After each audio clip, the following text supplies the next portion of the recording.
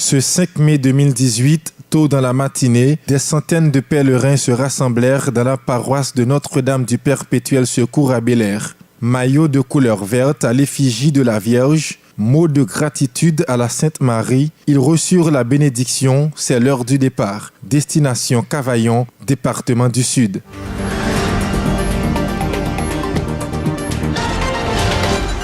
Premier arrêt, paroisse Perpétuel Secours de Carrefour à Côte-Plage. Les pèlerins défilèrent, se recueillirent, obtinrent la bénédiction des lieux dans une ambiance fraternelle. La caravane poursuit sa route.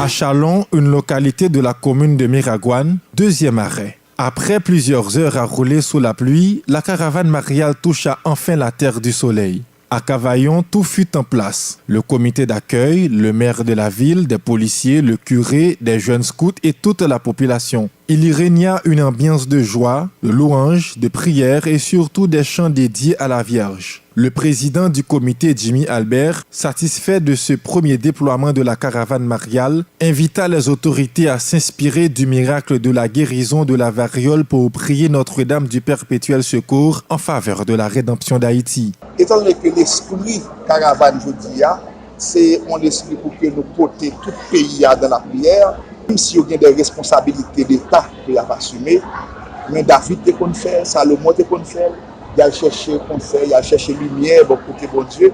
Il fait que nous arrêté seulement dans ça pour nous dire, en dépit de tout ça qu'on a gagné comme difficulté devant eux dans la gestion de la chose publique, et bien chercher tout lumière pour côté bon Dieu. Parce que si bon Dieu inspire eux, qui ça pour faire, nous sommes capables de prendre de meilleures décisions au bénéfice de tout le pays. Donc c'est ça que je dis. Le 75e anniversaire de la consécration d'Haïti à Notre-Dame du Perpétuel Secours coïncide avec les 300 ans de création de la ville de Cavaillon. Pour le maire Ernst Haïs, à la fois membre du comité, cet événement sera célébré sous le signe du relèvement socio-économique de la ville. L'aspect économique est important pour nous, même si nous dépensons tout le temps, mais nous connaissons une nourriture spirituelle et une nourriture pour le corps. D'abord économique pour nous. Parce que les événements comme ça qui deviennent autant de monde, au matin de Noa, il y a pile machin, parce que nous sommes ville de troisième classe, nous avons une activité industrielle, et machin nous de commerce, et spirituel là, il est plus important pour nous parce que nous dépensons plus pauvres.